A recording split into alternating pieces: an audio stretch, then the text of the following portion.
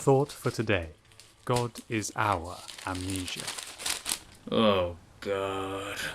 Happiest Season came out in 2020 and everyone treated it as though it was the first gay Christmas movie. The film highlights the difficult feelings Christmas can bring up within a queer community. Our protagonist Abby doesn't like Christmas because I am an orphan. And it is a reminder that she has no family and is alone. I couldn't really bring myself to acknowledge Christmas. Whilst Harper has a family, but to have it must be in the closet and not be herself. And I am scared that if I tell them who I really am, I will lose them. An arbitrary time of year forces two queer people to feel crappy about themselves because of the birth of some dude called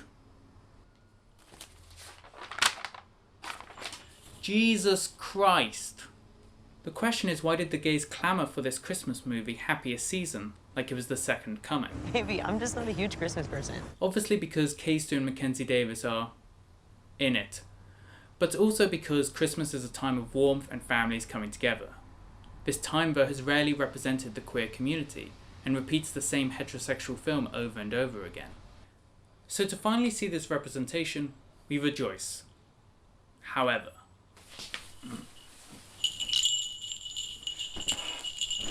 much like Abby, Christmas can be a difficult time for many of us.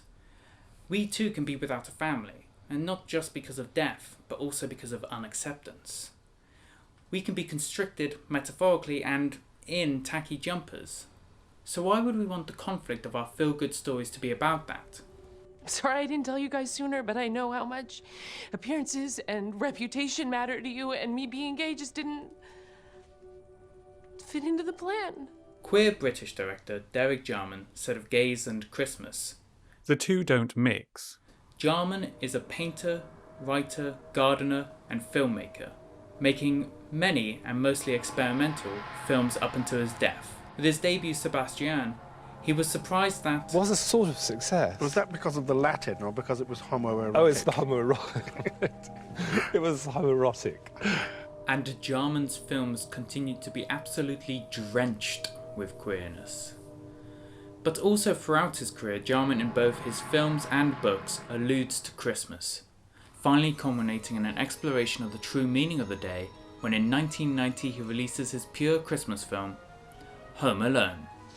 Macaulay Culkin is a repressed gay boy desperately trying to fend off two men entering his private space in a Freudian... Sorry, Wikipedia said that was the only 1990 Christmas film. Jarman's Christmas film was The Garden, a film cinephiles disgracefully haven't canonised in mainstream or alternative Christmas lists. Well, here's 3 Santa Clauses, and Home Alone has 1. The Garden is an experimental retelling of the Passion of Christ, which doesn't capitalise on that mad syndication money of heterosexual family unity in the eyes of our Lord and Saviour, Father Christmas. Jarman juxtaposes that by using the images of Christmas such as the 3 Santa Clauses and this flurry of projected images to connote a carnival of middle-class consumerism, painting Christmas as the antagonist, a violent invasion of the story of Christ. Jarman said, Christmas. Born a virgin, white cotton, wool beards, and a gross exchange of superfluous gifts. The barometer of the mind drops into depression, a child of good intention who brought the opposite. Fear, loathing, mad American preachers who shout at you. A saviour who saved nothing but the illusions of his own, and certainly not the white Christmas turkeys boiled alive after standing in a crowd for a year. Yes, they're dreaming of a white Christmas. If it's not obvious by now, Jarman never liked Christmas. Well, that's what he said to his visibly distressed doctor, who had just diagnosed him with HIV on December 22nd, 1986.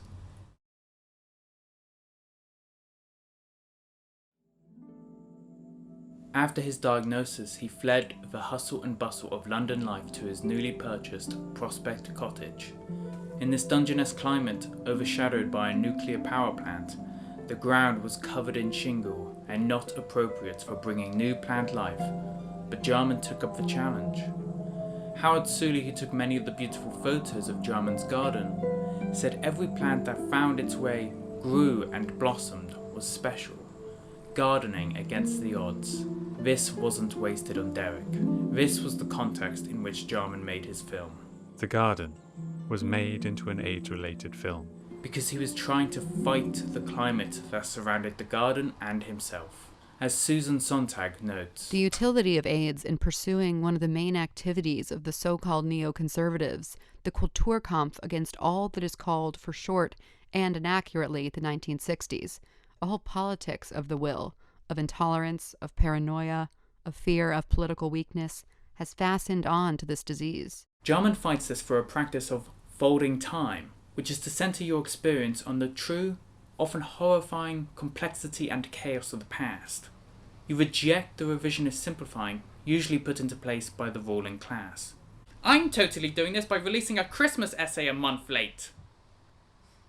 The sequence of Christmas lights shown before, Jarman plays over the top the telling of the nativity tale.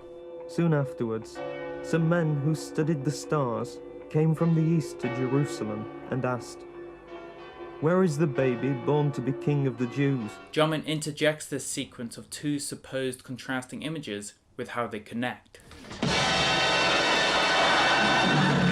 Nobody expects the Spanish Inquisition! The Catholic Church is here represented in the garden by cardinals dragging a huge lump of gold, an obscene interjection to the Nativity, a marriage of commercialism and religious authority, which supplants the wise men with a far bigger gift. Of course, at its height, the Church deployed this authority with absolute brutality, against not just heretics, but to those they saw as sexual deviants. And Jarman suggests that it is this early modern institutional tradition that has structured anti-gay prejudice and violence throughout Europe ever since. Jarman resented that this bloody past was left in the hands of theologians, who can hide these ugly-minded men behind the walls of Latin. Some of the history that Jarman sheds light on is Catholic paintings and imagery, which were a huge part in shaping the world's ideals under this new dogma. In the 16th century, art became criticised but not discarded. As Jarman says, St. Gregory believed that painting had a purpose, to educate. It could be redeemed and forgiven. As propaganda, it was useful. Revolutionary gestures in art can be a great help to us. Bet you hadn't thought about that, you little bugger. Keeps the quo in the status.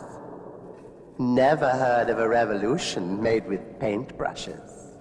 And so the dun-coloured world of serfdom transformed to a cornucopia that spilled the rainbow over the altar in the church. One of the paintings used was The Last Supper, which Jarman hated, calling it dreadful, and that Christianity, with its altars and congregations, replicated itself in 1,000 secular manifestations. Jarman notes that Christianity pervades our society and the way we look at things. But even Jarman uses the imagery of the Last Supper. But unlike his contemporary Andy Warhol, he's not trying to restore it into destruction. Dylan notes how the wine glasses are borrowed from the ritual of communion, but there is only natural magic here. Ordinary women. In a way, Jarman may be naturalizing Christianity, bringing it down to the everyday. But Jarman almost always renders the natural artificial, and Dylan then points out the constructiveness of the scene. He continues by saying that Jarman criticizes Christian mystery, the unnecessary obfuscation for the sake of power, even as he treasures the ambiguity of ritual gesture and the ambivalence of poetic symbolism that allow an audience a multiplicity of responses. Christian mystery is associated with fear, oppression, and hierarchy, whereas poetic ambiguity in a generous reading is associated with vitality, complexity, and something like democracy. This mystery is enforced in a scene where a young Jarman at public school, which he despised, is taught rigidly the Bible by a patriarchal gathering through violent repetition of the cane. The two sections of the Bible that are taught, Numbers, that lacks any poetry, and Leviticus, the book that is the most homophobic of the entire Bible. In 1994, the Archbishop of Canterbury reflected on this sentiment, speaking of regret in the Church's handling of the AIDS epidemic, saying that we may have stopped the most in need coming forward for help, by giving the impression that the higher ideals and moral standards we seek to promote are like walls surrounding a forbidding fortress, obstructing the prevention of disease through alienating people from sources of advice and help. The Church in England's official response to the AIDS pandemic was to reject the suggestion that AIDS was God's punishment. But the issue was, because hegemonic Christian values was the basis for moral authority in the West, that suggestion existed. Public voices called upon the Church to fight the evil of homosexuality. Thatcher partly blamed the Church in an interview with Women's Own, saying that when the Church as Britain's great institution hasn't been forthright, it is then that people turn too much to the state. People in power leant on the Church as an institution.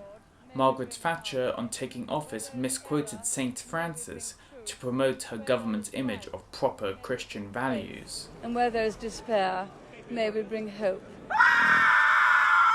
And the knighted Chief Constable of Greater Manchester, James Anderton, a Catholic who thought God moved divinely through him, said of homosexuals that they were swirling in a cesspit of their own making. And these morals were abused in dangerous and disgusting ways, with one doctor falsely diagnosing gay men as HIV positive. Because as Edwina Curry said, good Christian people who will not dream of misbehaving will not catch AIDS. I hesitate to use the word perversion, but let's face up to the truth of this situation. That's what it is. I'm just gonna leave this right here, Edwina. And because of this thinking, the government had a slow-witted approach to the HIV epidemic. When Thatcher reflected back, she believed she reacted at the correct point in time, saying she got it just about right. But the director of the government's AIDS advertising campaign thought they were about 6 months too late. We now know it was much later than that. But with hindsight, of course, we may reconsider when we should have reacted. They aren't thinking how the culture they fostered and the message that lesbians and gay men were a threat to decent people, to families, being continually reinforced through 1,000 years of Christian malpractice, led to more deaths than necessary. And this environment made the action they did take prudish. When the government finally approved warning messages about AIDS, Thatcher asked if they had to go in the newspapers, and she watered down the language from anal intercourse first to back passage intercourse, and finally to rectal sex. This first campaign was so poorly presented and contained so much misinformation that one study showed before the campaign 48% of participants didn't know what AIDS stood for. After the campaign, 59% didn't. One pushed concept by church and papers during the AIDS pandemic, that shifted the blame from government to victims, was the virtues of sexual purity. This comes from another Renaissance propaganda image, that of the Madonna. Jarman links it to the Papparazi in this sequence, the modern-day Spanish Inquisition enforcing diktats. Tilda plays the Madonna, giving off some real Princess Di vibes, and the Papparazi are all in balaclavas, recalling the terrorists in his film The Last of England. Except this time, the camera is the weapon. At first, the Madonna goes along with it, but as they get closer, as they construct more, as they show off their violent nature like vultures fighting for a shot, and the relentlessness of them, she has to run away. She is attacked. The sounds of gunshots are mixed with camera clicks. Jarman, like the Madonna, tried to work with the press to help educate the public in interviews, but said he would be shot down, always having to return to the ABC of HIV. The papers act delinquent, put the clock back to sell a fear. They construct the singular image. Queer bashing is institutionalized in every walk of life. If it wasn't, the newspapers couldn't make capital out of it. And this will lead to others doing it for you, and even onto oneself. Such as in 1991, Rupert Helston wrote the infamous article for The Guardian called Gay Abandon, detailing how lifestyle led to the contraction of HIV. The article caused protests, which Jarman picketed at. Rupert was a HIV-positive gay man himself and horrified when people accused him of self-loathing. Jarman's problem with this article and of so much of the writing about this epidemic was the absence of the author, asking how the article would have read if it were in the first person. I am maladjusted. I am the end of the line. It is no good alerting the public whilst distancing yourself. To Jarman, it was very important to find the I. I feel this happened to me. I did this. The subtext of my films is putting myself back into the picture. It's his projection also, his projection onto himself, but he was the material of his own work. And I would suggest that that's true of, any artist. He's telling his own story over and over again, maybe another aspect of it. But Caravaggio and Edward II and the soldier in the War Requiem and Wittgenstein and Christ, yeah. Top marks for modesty. So he is one of the many Christ figures in this film, alongside an old resurrected Jesus surrogate and a pure loved-up couple as the main Jesus surrogate. Jared Lachlan argues that this facet saves the film from being a simply anti-Christian polemic. Instead, it allows the film to perform the story of Christ now, seeing contemporary lives in the life of Jesus Christ and Christ in those lives. In this sequence, Jarman constructs his own childhood / the childhood of a young Jesus.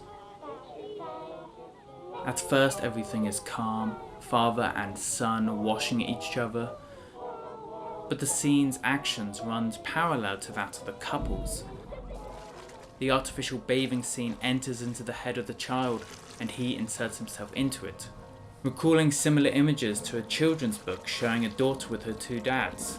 Children who need to be taught to respect traditional moral values are being taught that they have an inalienable right to be gay. The outrage to the book led to Section 28, preventing the promotion and education of queerness.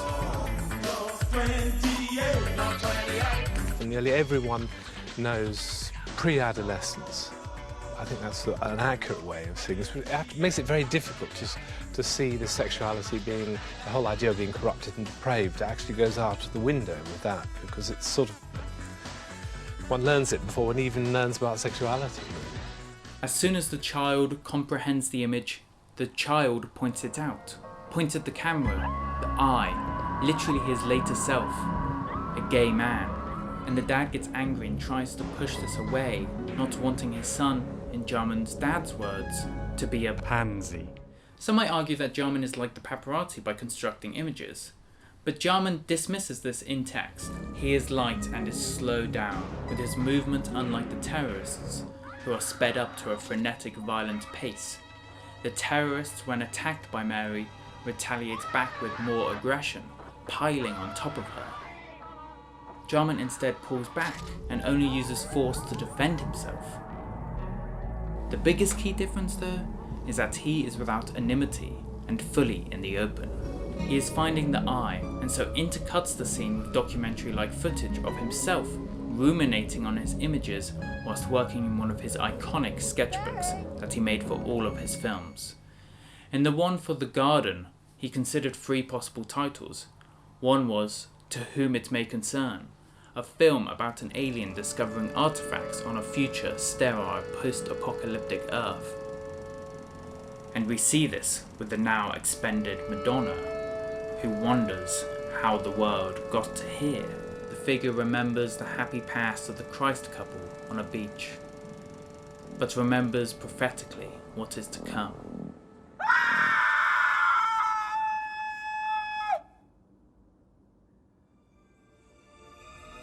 There it is. It searches in a post-apocalyptic wasteland for any treasure and finds an artifact, a gold ring, a symbol of marriage and unity, that the mother bites to check its authenticity. The union becomes real, and slowly the apocalyptic nomad approaches us in a foreboding fashion until its prophetic mind reaches us, the inevitable road the images will lead us down.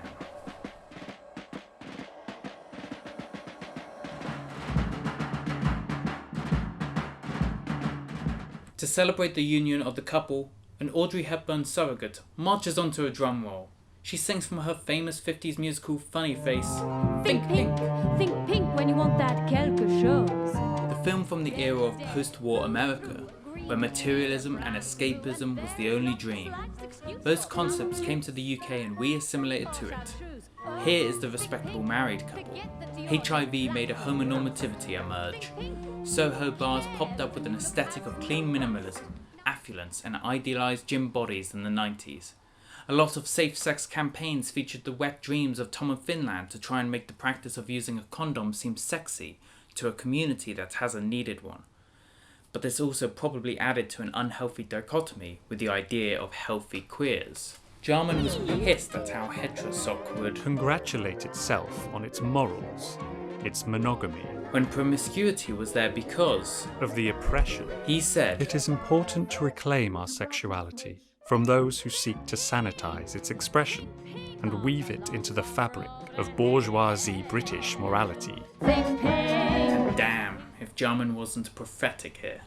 As Matthew Todd notes, with the surge of rainbow capitalism in the world today, with its slippery prime ministerial pride messages. In Pride in London. So have a fantastic Pride and... I want to wish everyone a wonderful day at Pride in London. Wonderful day at Pride. Wonderful Pride. Now, I wouldn't presume to tell a woman what a woman ought to think, but tell her if she's gotta think pink. And rainbow flags hanging from coffee shops. And that includes the kitchen sink. These institutions would rather queer history is not told. Anderson calls this step by a term coined by Castigler and Reed, a degenerational unremembering. As well as contending with unremembering, Jarman tries to bring context to what institutions want you to remember. On war films, Jarman said, "You will have watched 101 war films. You are never allowed to forget it, so you'll be prepared for the next one." And that is why governments frame every issue in terms of war, using jingoistic language because you're already prepared to support them. And allow a more significant return to normality, possibly in time for Christmas. This erasure as time passes and of our history is why Christmas is hated by Jarman. It is a fixed point of time and used as a political date to laugh. One of the many things said during any war is that they'll be home in time for Christmas. And in Jarman's War Requiem, that is what the soldier imagines. The main Christmas war story any British kid is taught is the day the English and German soldiers came together after hearing each other sing carols. They go over the top to play football with each other and exchange wonderful gifts. And Jarman alludes to that story on a cheaper budget when a German soldier comes across an English soldier playing piano. Instead of attacking, he throws a snowball and the Englishman responds in kind. But then another Englishman sees a German and shoots him. The reality of violence is highlighted, horrific and irrefutable. Dichotomy and rhetoric restored. Robert Medley said, "The gigantic conjob of the Thatcher years had been successfully sold to a country illiterate in its own traditions and history. The whole propaganda exercise about helping the little man was so transparently fake, everything was sold to the great companies. They'd sell the water under Christ's feet." And Sainsbury's used the story of the Christmas truce to sell chocolate to stuff into your faces.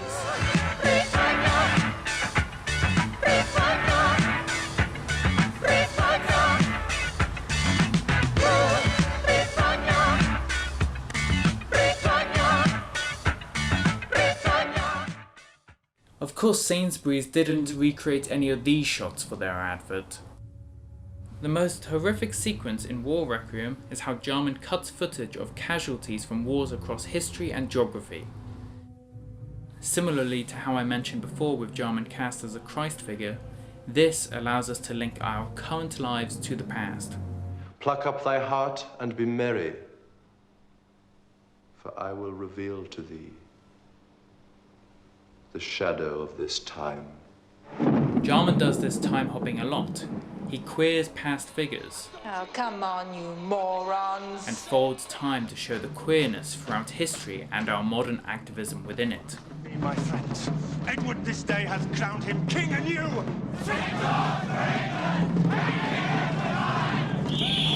There are two familiar strategies at work here.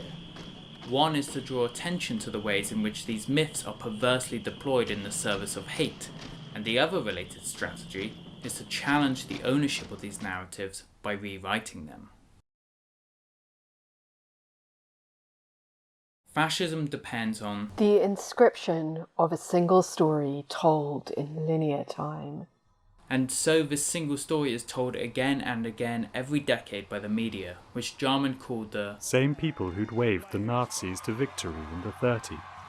They just mutated.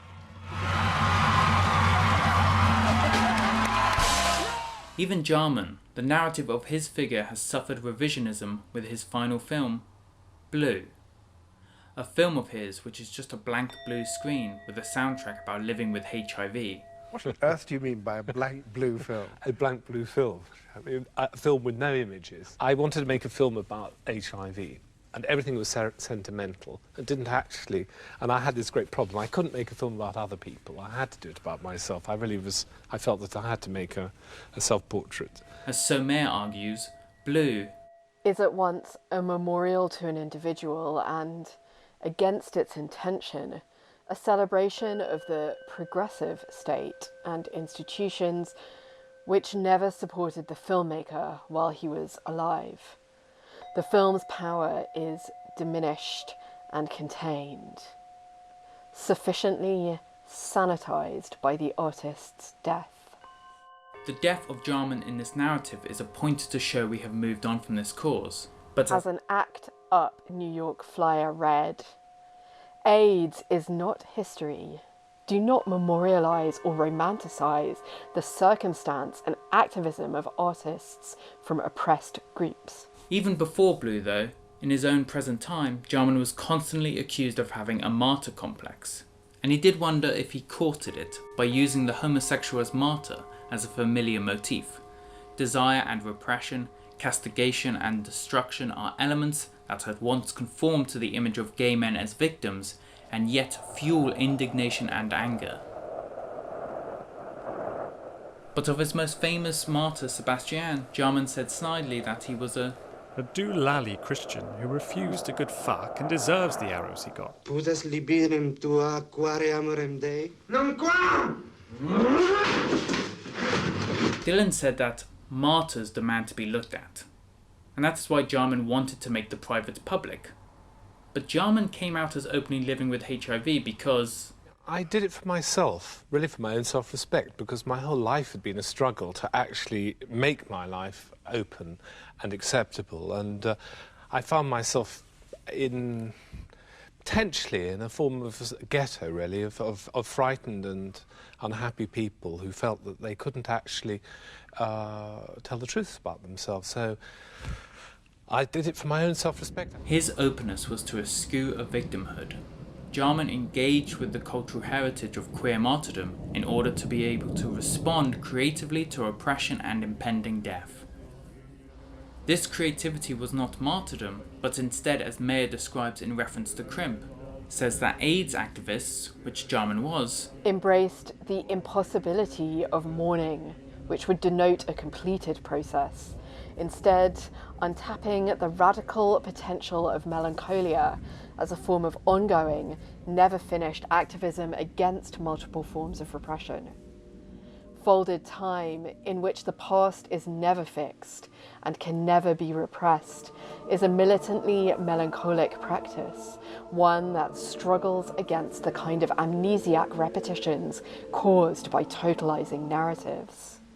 And this is why Jarman wanted to make his garden into an AIDS-related film, because his physical garden was folded time in practice. Jim Ellis describes the garden as a statement of faith, as a productive act of mourning, one that asserts a commitment to life in the face of death and a landscape of destruction. A movement forward from Jarman's The Last of England.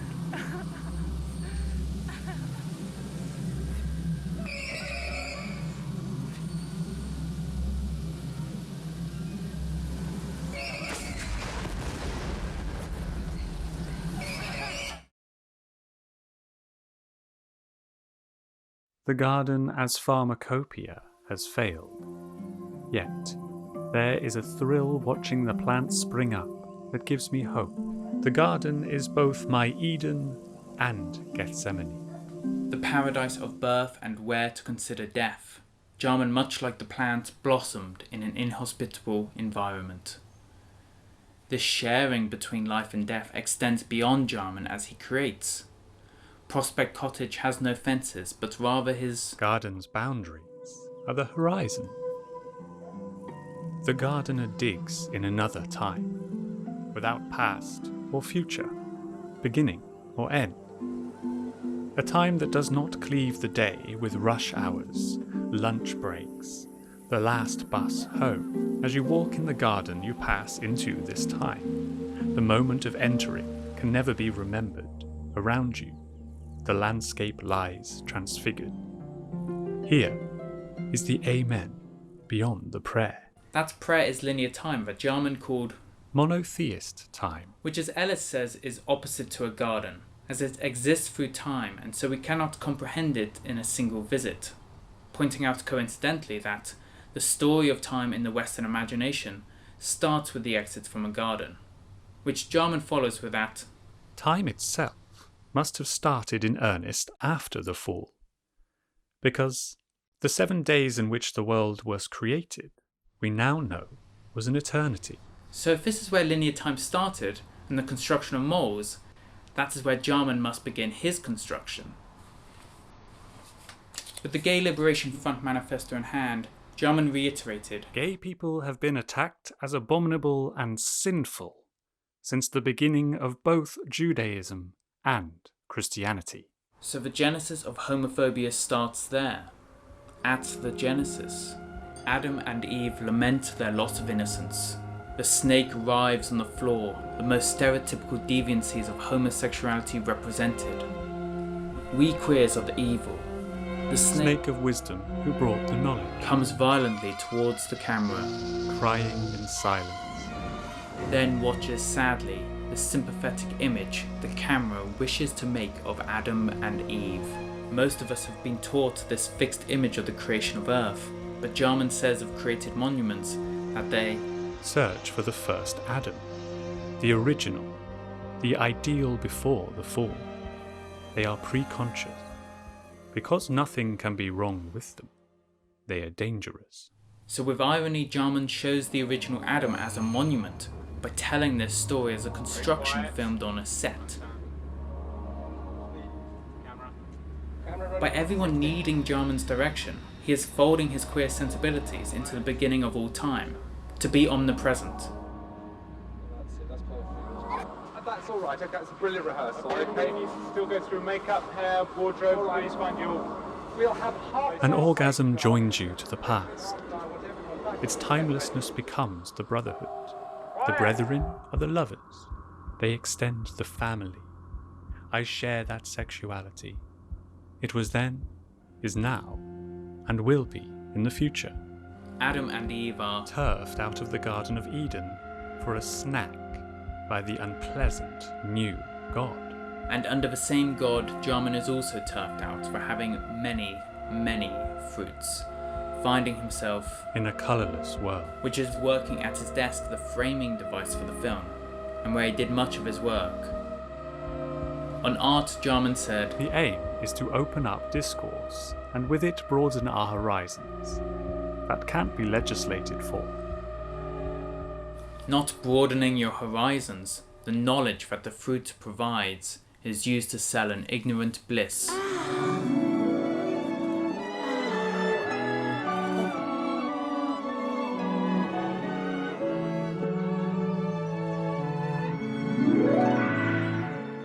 The rulers batten on a working class who are fed with the most tawdry material promises. Hello, everybody. Today is credit card day. All your favorite dreams come true. That beautiful Ferrari, that lovely seated stringfellows, and the beautiful girls, just like Judas. Judas is beautiful. Ah, you see, all your dreams come true with beautiful cards. And Christmas is that mutated from a hybrid of two imagined gospel tales to make Jesus seem more magical, and assigned a date months after Christ's actual birth to compete with the pagans to sell Christianity as the better religion. Thank you, Judas. It is the perfect fixed point of linear monotheist time. Dress in the Coca-Cola red of Father Christmas, the bringer of gifts. We sit around the table and sing Rudolph the Red-Nosed Reindeer and the holly and the ivy. The holly bears a berry as bright as any blood. Our winter faces are dyed a cheerful red. Red is a moment in time. The colour of life departing from a broken heart is a trickle of red blood. As Heterosilk continues putting forward its images, watch out for the relentless, deadly hand of Christmas. Jarman curtly said, As I walked up the freezing street against the tide of Christmas shoppers, I thought it was inconceivable I could have avoided the virus. Sure, straight people could contract HIV as HIV was not homophobic. Institutions are. They let down minorities in pandemics. They don't care about us. Jarman said, The hardest thing was not illness, but the institutionalization of cures. The point here is I'm not saying Christians are bad or are bad for celebrating Christmas. In fact, the garden was chosen by the International Catholic Organization for Cinema at the Berlin Festival. Probably because, as Carr notes, the garden connects traditional imagery with a particular form of religious life, one in which linear time is replaced by non-linear, in which the ideals of healing articulate the notion of atonement. The institutional churches and the insincere institutionalization of Christianity are the problem. One of Jarman's last TV appearances was for a TV special, Camp Christmas, which was a regular Christmas variety show set in a winter cabin, but with an all-gay cast. Derek, I picked myself up and get back in the rain. Jarman thought it was such a politically bold idea that he was determined to take part, despite his poor health. Yeah, let's strike and Simon. Behind you. And the creators of it wanted to strike back at the UK's homophobic society, but rather than make a polemical documentary, they decided to attack with humour, snow and woolly jumpers. Here. How creative. Whatever will the gay community think of next? Jarman said of his fellow cast that the depths of our dislike of this family event was hardly disguised. Tonally, Camp Christmas is what people were looking for in Happiest Season, a warm embrace. But Happiest Season embraces heterosoc, whilst Camp Christmas never does. Even so, Camp Christmas is just as artificial as Happiest Season, and any other Christmas special. So why did Jarman take part? How is his work different? Dylan rightly points out the parallel to Jarman's opening credits of Eden to the Christmas lights. We know that the shop lights connote superficiality and consumerism, yet there is an aesthetic quality to them. As so often in Jarman's films, the creation of mood and atmosphere is primary, and here to a greater degree than in many of Jarman's films. All images and time are constructed, but by making glaringly apparent the artificial, such as the blue screen background, it foregrounds the time the audience has to think, to consider. The garden lets us breathe. Using only one visual plane is a way of pushing the space of representation outward toward the space of the viewer. The same way Jarman displays a poem in his otherwise natural-seeming garden highlights the constructedness of the space and by extension implies the whole space is to some degree meaningful and readable. He doesn't close off Christmas for power like the church, the media or government. He opens the boundaries to celebrate our corner of paradise, the part of the garden the Lord forgot to mention. Jarman observes that the lily of the valley was used in the Middle Ages for its medicinal properties, as it was believed the flower sprung from the tears of the Virgin at the base of Christ's cross. Jarman's grief has those same medicinal properties, distilled through Christmas in his films. But they are ministered to the dumb, to restore speech and restore memory, clear as the bell of the flower. To my queer family who were home alone this happiest of seasons, and especially to those who, which it was not an oddity, I bring you a final gift. So may his words to remember.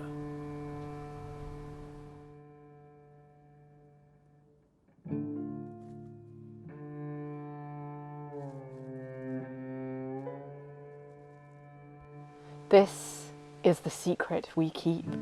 People like us whom power tries to deny, that immortality lives in our continuous resistance, is in us, is us.